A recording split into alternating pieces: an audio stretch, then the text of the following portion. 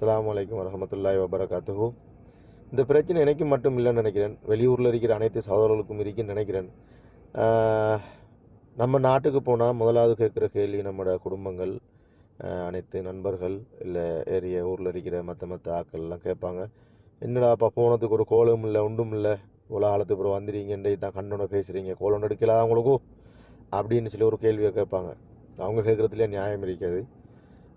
திரும்ப மாறி நாமள்கிட்டையும் ஒரு கேள்வி இருக்கேனே, ஏன் அங்கேருந்து ஏதாவது நம்மளோட நம்பர் எடுத்து கால் பண்ணினா, இல்லை மெசேஜ் போட்டா, இல்லை வாட்ஸ்அப்பில் ஐஎம்ஓவில் கால் எடுத்து ஏதாவது அவங்க பேசுகிறதுக்கு முயற்சி செஞ்சால் நம்மளோட நாட்டு அரசாங்கம் என்ன அவங்கள கைது பண்ணுதா, இல்லை அவங்களுக்கு ஏதாவது கோர்ட்டில் கேஸ் போட்டு வழக்கு போடுறாங்களா, இல்லை நம்ம வரும்போது எக்ரிமெண்ட்டில் சைன் பண்ணி தான் கொடுத்துட்டு வந்திருக்கோமா? இலங்கையிலேருந்து மக்கள் உங்களுக்கு கோல் எடுக்காது, வெளிநாட்டிலேருந்து நீங்கள் தான் இங்கே கோல் எடுக்கணும், அதுக்கு மட்டும்தான் இங்கே அலௌட் இருக்குன்னு சொல்லி பீரோவில் இப்படி ஏதாவது எக்ரிமெண்ட்டில் போட்டிருக்கா? யாராவது படிச்சிருந்தா சகோதரர் கட்டாயம் செல்லுங்கள். அப்படியான ஒரு சந்தர்ப்பம் இருக்கி.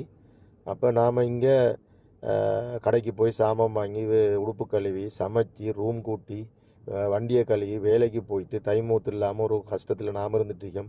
அங்கேருந்து ஒரு ஆறுதலான மெசேஜோ ஒரு ஃபோனோ ஒரு கோலோ யார்கிட்டையும் இருந்து வராது.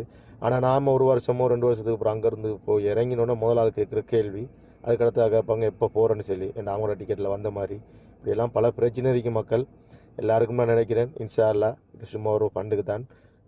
கமெண்ட் பண்ணுங்கள். அஸ்ஸலாமு அலைக்கும்.